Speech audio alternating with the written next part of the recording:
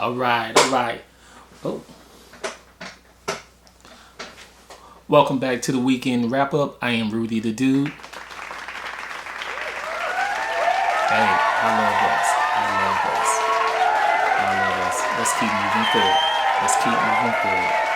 Progressive, productive, constructive.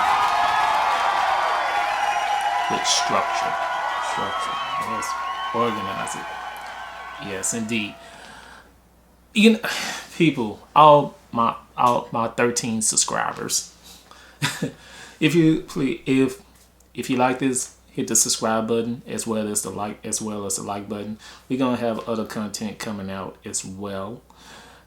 However, this season I said that we're gonna try to leave celebrities out of it, but unfortunately I am compelled because I see this as an opportunity, and let me just reiterate once again my disclaimers.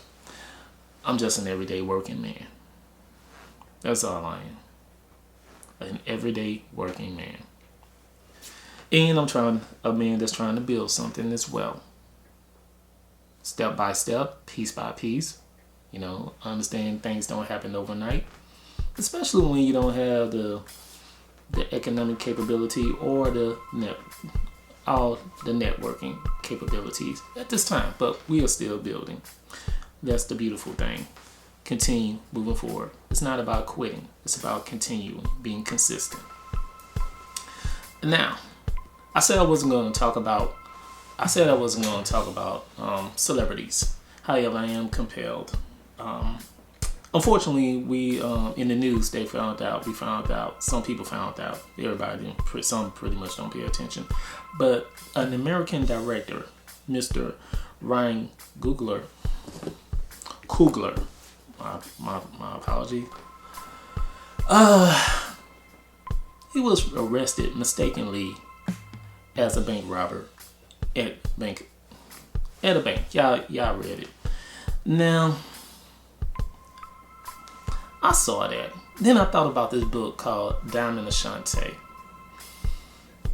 Check it out. Diamond Ashante. We got 2 series. One is about Malta, buying a hotel in Malta, and the other one is in the series 2 is about a brewery, buying back a brewery, a Jamaican-based brewery from somewhere. I forgot. Anyway, check out the book. It's on Amazon. However,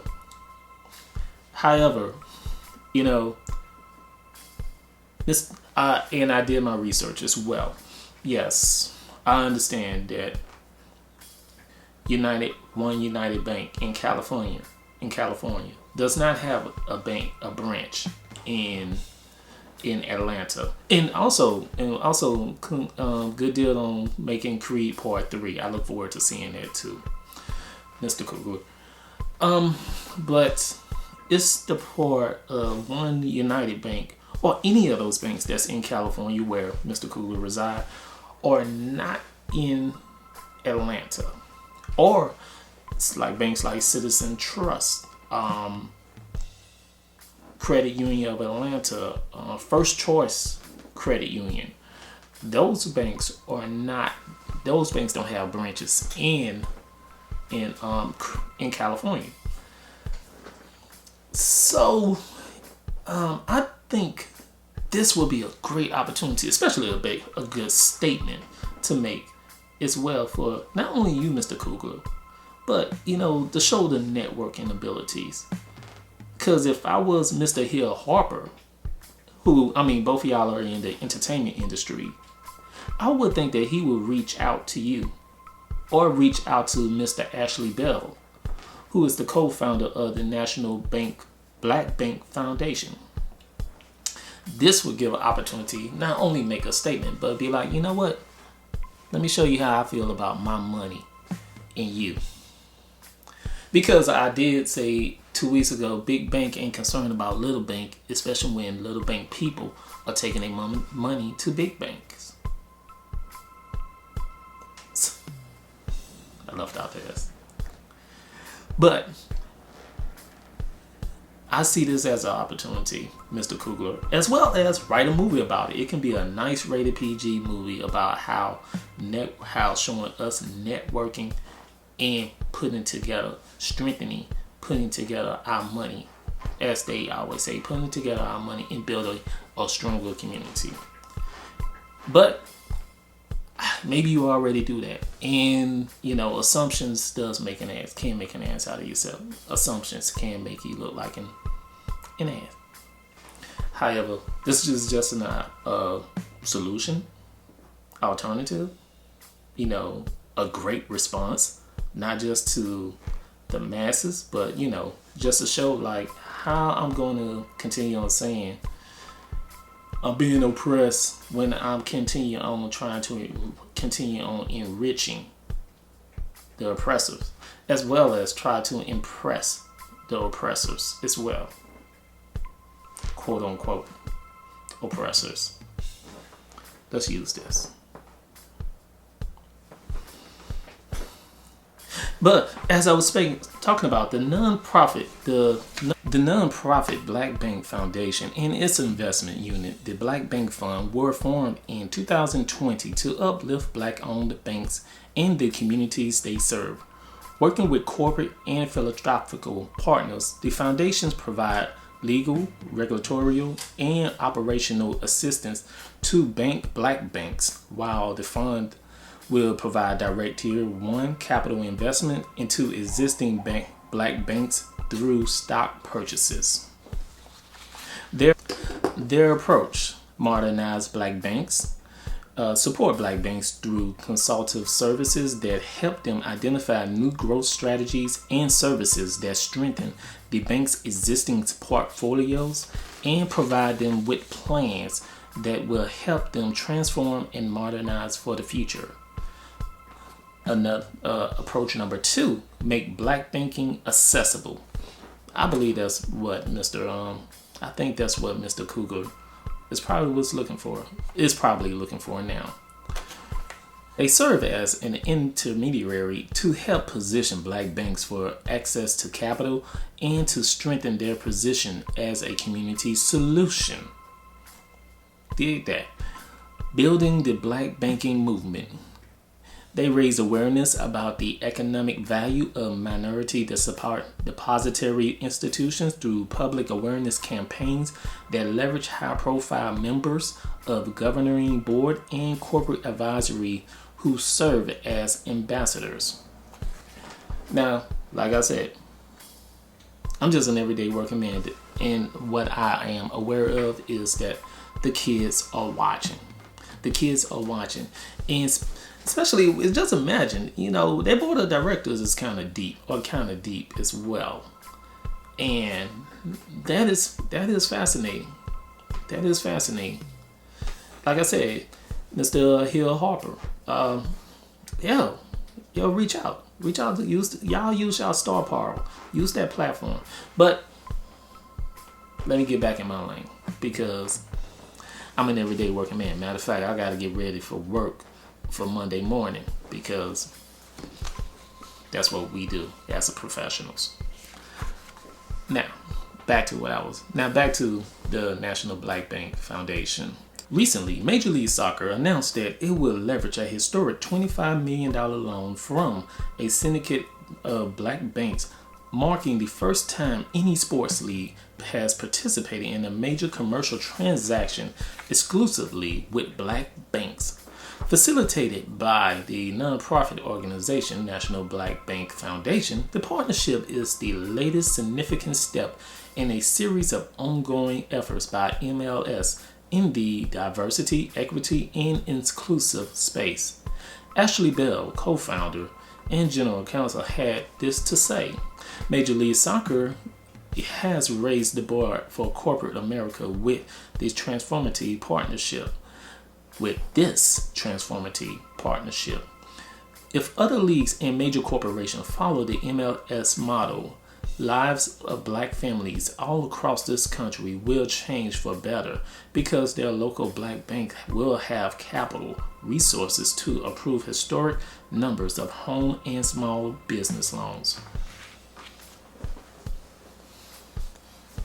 I like this. I like this. You know, I said I was going to, down the line, I want to become a member of the Black Business Chamber, Chambers of Commerce. And, you know, to strengthen my finance mindset, I might join this organization too down the line.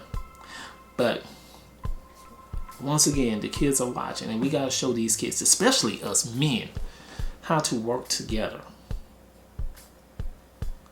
How to work together. Everything don't have to be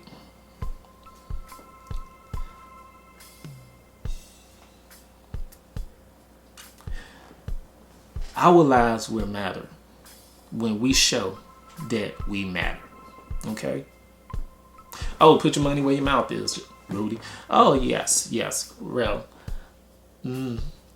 big shouts out to Direct Digital Holdings on last week.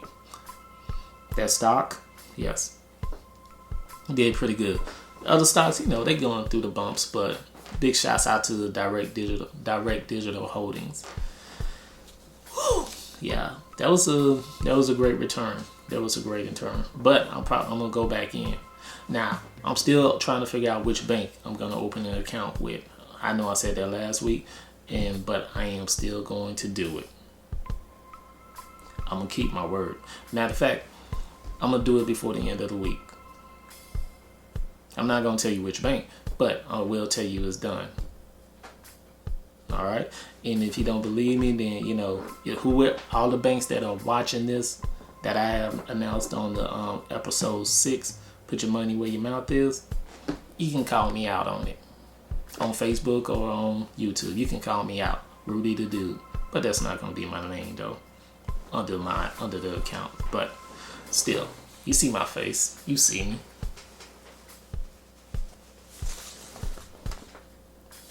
Now, let's move on. Iopetus Holdings, a minority and veteran-owned Houston-based privately held portfolio of 7 self-funded multi-million-dollar companies solving for some of the world's most urgent needs around energy, safety, and sustainability, was selected this week by the Houston Business as the diversity winners of the inaugural 2022 FIRE Award. The United States Navy veteran, founder and CEO of Iapetus, had this to say: "We are flattered to the top list of finalists for Houston's annual FIRE Awards and be considered among these dynamic Houston companies pushing the bar to new heights in the Bayou City. Our customers rely on Iapetus employees who are innovating and are making a difference on the most critical issues of our time. We are affecting everything from energy security to sustainability to infrastructure reliability, and we do so as a cohesive group of diverse perspective working towards common goals. Our companies are working closely with utilities on strategies to help prevent risk, plan mitigation management, keep the lights on, and employee safe. We are also helping commercials and industrial clients procure energy efficiently, sustainability, while providing international energy trade brokerage service in this intense demand landscape. The Iapetus operating company, Atlas Retail Energy, solve energy procurement, supply, and sustainability needs of commercial and industrial clients.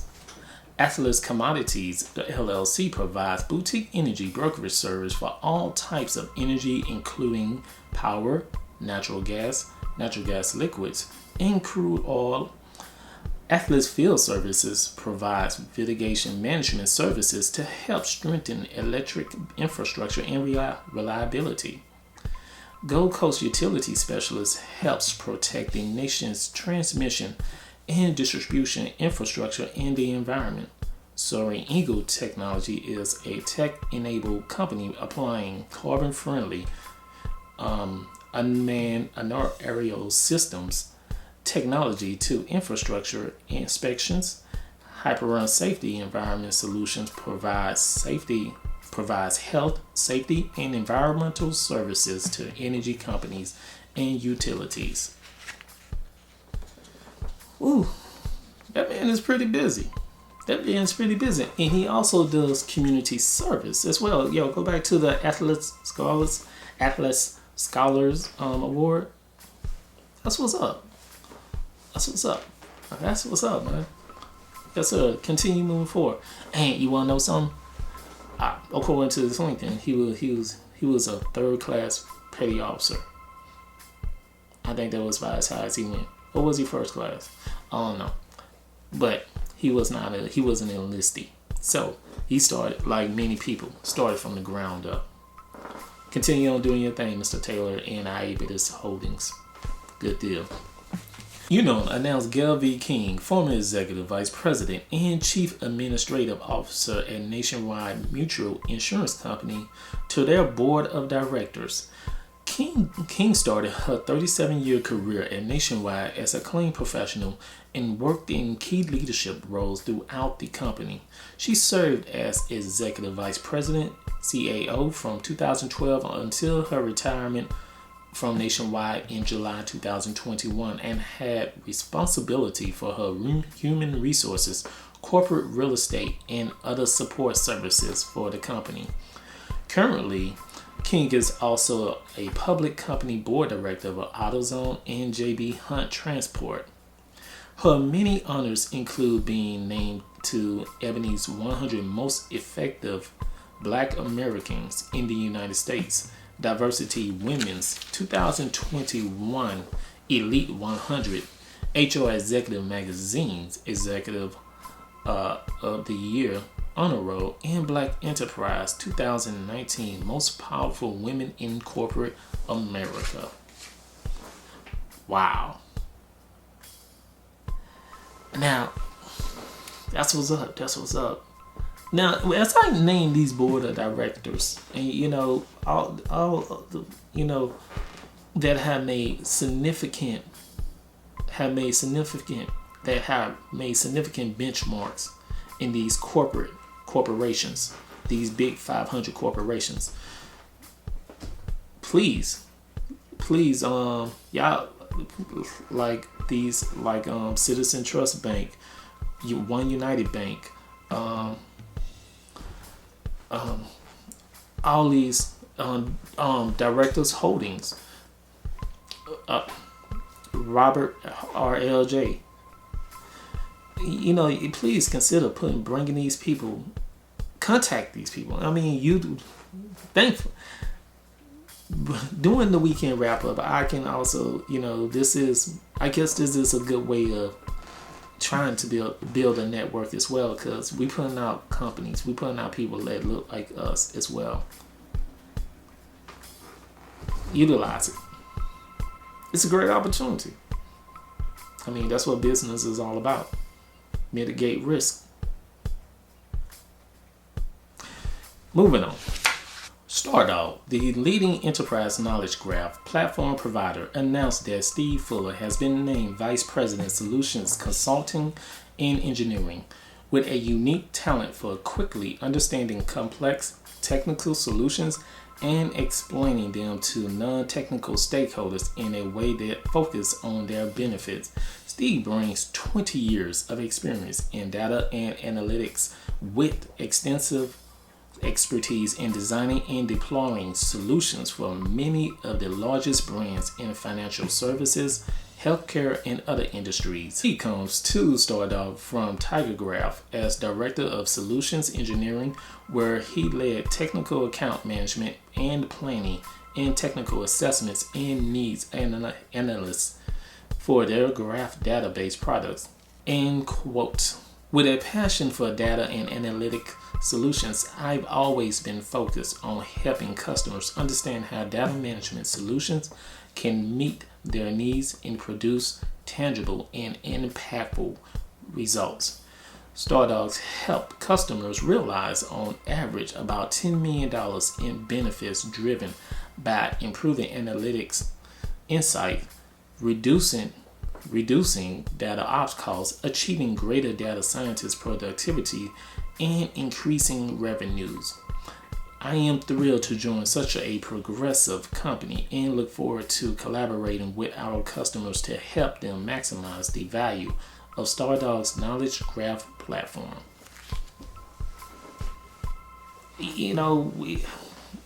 Wow, man. To me, what I'm seeing right now is we have it. We have it. We have it. We have it. We have it. We just got to work together. We just got to trust and work together to do it. But let's move on. Aarp Illinois, the state's largest outreach and advocacy organization dedicated to improving lives of those 50 plus, has a new state director, Mr. Philip Lorgen, who has spent the last 25 years advocating for greater access to quality, affordable healthcare, and other issues central to the well-being of Illinois residents. As AARP Illinois State Director, Lorgen will be the lead spokesperson for AARP Illinois, while also filling the top executive role with a team of 15 staff members in 2 offices, Springfield and Chicago. Mr. Lorgen is also the founder of Lorgen Government Solutions, LGS, an Illinois-based lobbying and consulting firm. LGS specializes in state-based lobbying and healthcare consulting with an emphasis on primary care, network development, Medicaid policies, managed care issues, and community health center development / compliance. That's what's happening. Congratulations, sir. Congratulations. Before, during, and the Harlem Renaissance. Miss Augusta Savage always knew she wanted to be an artist and moved to New York City in 1920 with a burning desire to become a sculptor in 6 months. She enrolled at the Cooper Union and in 1929 won a scholarship to travel to Paris and Rome. She returned to New York in the middle of the Depression and was instrumental in getting the Work Progress Administration to include black artists in its federal art project. Savage was the first black American to be elected to the National Association of Women Painters and Sculptors, and later became the director of the Harlem Community Arts Center. She believed that teaching others was far more important than creating art herself, and explained her motivation in an interview. If I can inspire one of these youngsters to develop the talent I know they possess, then my monument will be in their work. No one could ask for more than that. That's deep. The career of Mr. Savage was fostered by the climate of the Harlem Renaissance. During the 1930s, she was well known in Harlem as a sculptor, art teacher, and community art program director. Earlier in 1907, she married John T. Moore. In the following year, her only child, Irene, was born. Mr. Moore unfortunately died several years after the birth of their daughter. Around 1915, the widow artist married James Savage, a carpenter whose surname she retained after their divorce during the early 1920s. In 1923, she married Robert L. Paulston, her third and final husband, who was an associate of Marcus Garvey. Unfortunately, Mr. Paulston died in 1924. Savage's father moved his family from Copper Springs to West Palm Beach, Florida in 1915. Lack of encouragement from her family and the scarcity of local clay meant that Savage did not sculpt for almost 4 years.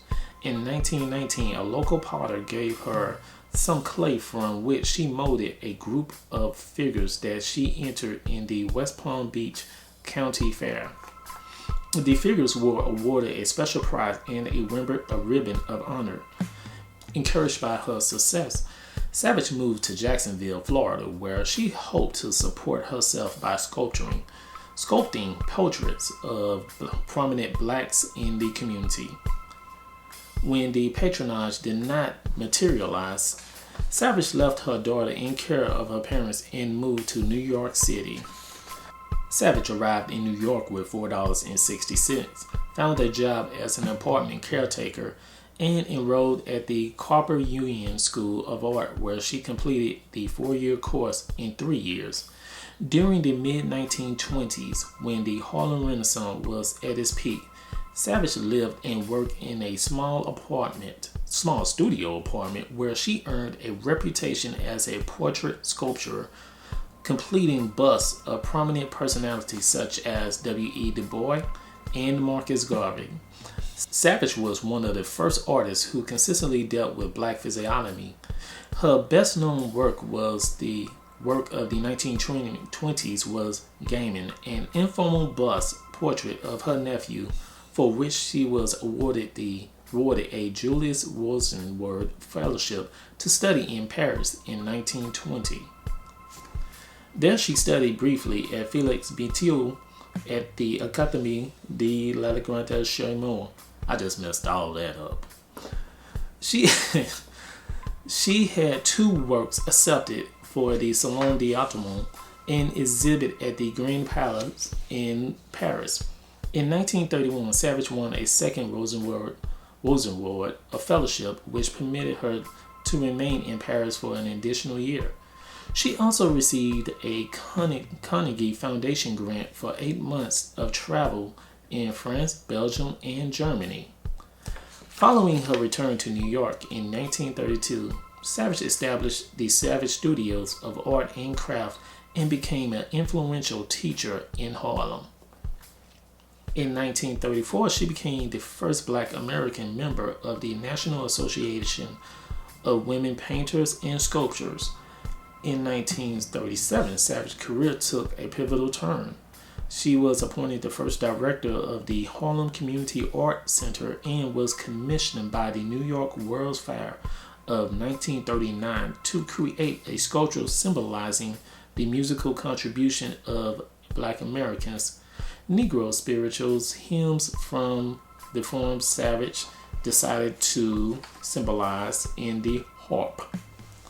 Inspired by the lyrics of James Weldon Johnson's poem Lift Every Voice, the Aarp was Savage's largest work and her last major commission. She took a leave of absence from her position at the Harlem Community Art Center and spent almost 2 years completing the 16-foot sculpture. Cast in plaster and finished to resemble black basalt, the Aarp was exhibited in the Court of Contemporary Art buildings, where it received much acclaim. The sculpture depicted a group of 12 stylized black singers in graduated heights that symbolized the strings of the harp. The sounding board was formed by the hand and arm of God, and a kneeling man holding music representing the foot pedal. No funds were available to cast the harp, nor were there any facilities to store it. After the fair closed, it was demolished, as was all the work. That's jacked up. That's messed up. Okay. Upon returning to the Harlem Community Art Center, Savage discovered that her position had been assumed by someone else. This initiated a series of frustration that virtually forced Savage to end her career. The Harlem Community Art Center closed during World War II when Savage federal funds were cut off.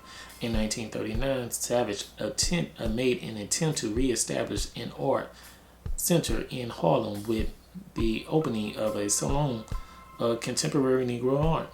She was founder/director of the small gallery that was the first of its kind in Harlem. That venture closed shortly after its openings due to lack of money.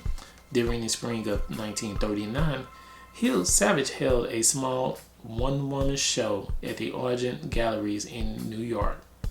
Although her artistic production decreased, she found peace and seclusion in Socrates. Savage visited New York occasionally, taught children in local summer camp, and produced a few portrait sculptures of tourists. During her years in Socrates, Savage also explored her interest in writing children's stories, murder mysteries, and enigmas.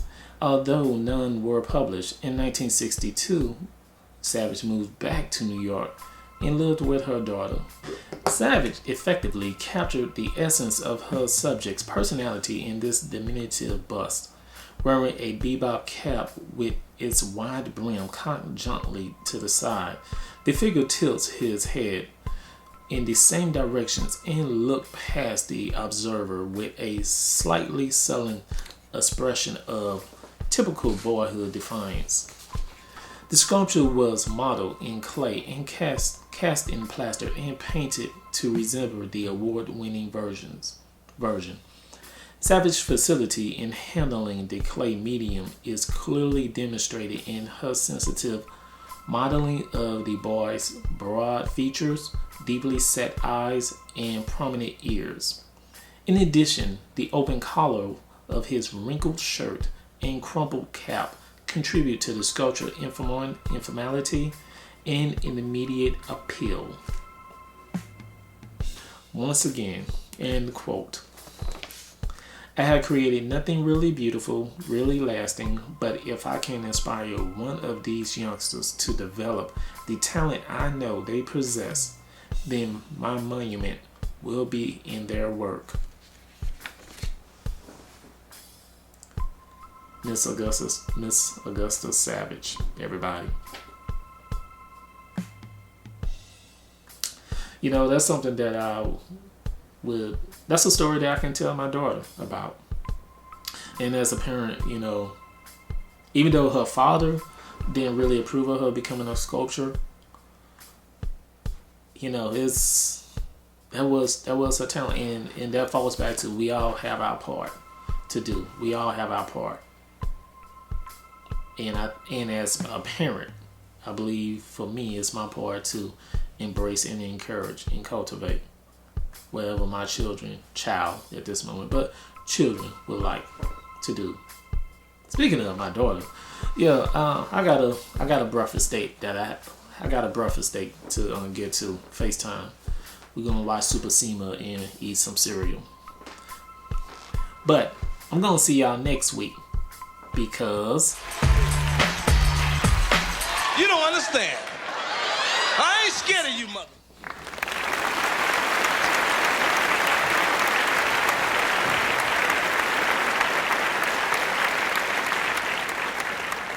Yo, Miss Augusta Savage.